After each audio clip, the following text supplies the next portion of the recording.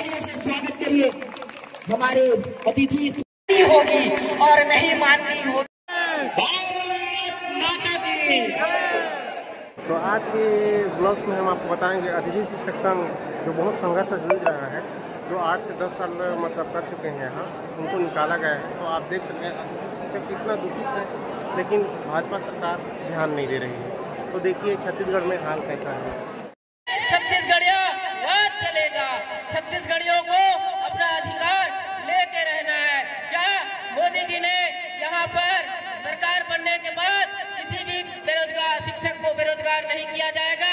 प्रदेश के किसी भी व्यक्ति जो काम में लगा है उसको बेरोजगार नहीं किया जाएगा, एक घोषणा करके गए थे। और यहाँ यही क्या मोदी जी की गारंटी है जिन्होंने हमारे छत्तीसगढ़ से 10 सीट लेकर आज जो है देश के प्रधानमंत्री बने हुए हैं। अगर हमने यही दिन देखने के लिए आज देश के प्रधानमंत्री बने कि हम छत्तीसगढ़िया बेरोजगार हो गए, आए प्रधानमंत्री जी से हम ये आग्रह करते हैं इस मंच के माध्यम से कि वह विष्णुदेव सरकार को निर्देशित करे कि छत्तीसगढ़ का कोई भी नौजवान बेरोजगार ना हो। हम इस उम्र में अपने माता पिता के सेवा के लायक नहीं रहे, किसलिए सेवा के लायक नहीं रहे? आज हम बेरोजगार होकर समाज में दर दर ठोकरें खा रहे हैं। इसलिए दर दर ठोकरें खा रहे हैं कि हमें एक सामाजिक प्रवृत्ति के व्यक्ति है, समाज के हर कोने में जाते हैं तो सभी जगह हमें पूछते हैं कि आप क्या काम कर रहे हो, आपको क्यों बेरोजगार कर दिया गया? ये हमारी मजबूरी है कि हमने अतिथि शिक्षक बनकर आदिवासी बच्चों के लिए सेवा किया, आदिवासी बच्चों को हमने पढ़ाया लिखाया, उस योग्य बनाया। लेकिन आज छत्तीसगढ़ सरकार ने हमें बेरोजगार करके हमें दर दर ठोकर खाने के लिए मजबूर कर दिया। इस मंच के माध्यम से यहाँ पर बैठे हुए सभी नौजवान, सभी ग्रुप के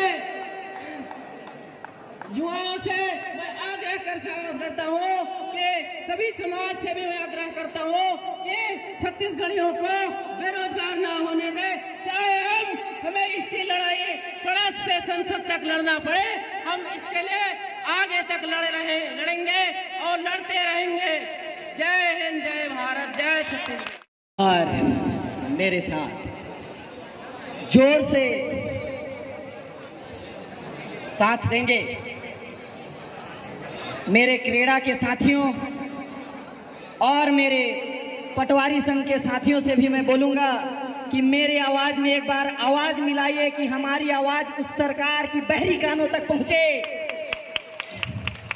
भारत माता की।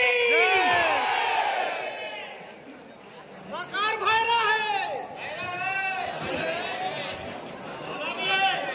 सरकार बहरी है तो क्या हुआ? कान के पर्दे फाड़ के उनके कानों तक अपनी आवाज को पहुंचाने की हम क्षमता रखते हैं। मैं कुछ शब्द आप लोगों के लिए कहूंगा कि हमसे टकराकर मुसीबतों को अब पीछे मुड़ना पड़ेगा। हमसे टकराकर अब मुसीबतों को पीछे मुड़ना पड़ेगा। झुकाएंगे आसमान को, चाहे आसमान के ऊपर भी उड़ना पड़ेगा। मेरे साथियों, हम सभी आज अपनी अपनी भिन्न भिन्न परिस्थितियों से जूझते हुए यहाँ पर आए हुए हैं। सभी के पास किसी न किसी समस्या का सामना करना पड़ रहा है। सब अपनी अपनी परिस्थितियों से जूझ रहे हैं। सरकार कि छत्तीसगढ़ एकलव्य विद्यालयों में पूर्व से कार्यरत अतिथि शिक्षकों को यथावत बनाने रखने बाबत है पहला।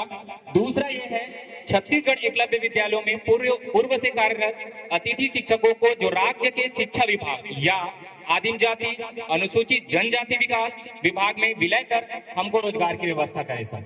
हम सर लगातार अपना परिस्थिति नहीं देखते हुए भी लगातार निस्वार्थ भाव से हमने आदिवासी बच्चों की सेवा की है। और अब समय ऐसा आ गया है सर कि बहुत सारे शिक्षकों का एज भी निकल चुका है। बहुत सारे शिक्षक सर अभी वर्तमान परिस्थिति में शादी हुआ है, कहीं ना कहीं ये एक क्वेश्चन मार्क लग रहा है कि अब बेरोजगार हो गए। हमें समाज में भी, गांव में भी हमसे यही क्वेश्चन पूछा जाता है कि तुम तो बाबू पढ़ाने जाते थे, लेकिन अब तुम कैसे घर में ठलहा बैठ रहे हो। तो ये सारी परिस्थिति हमारे सामने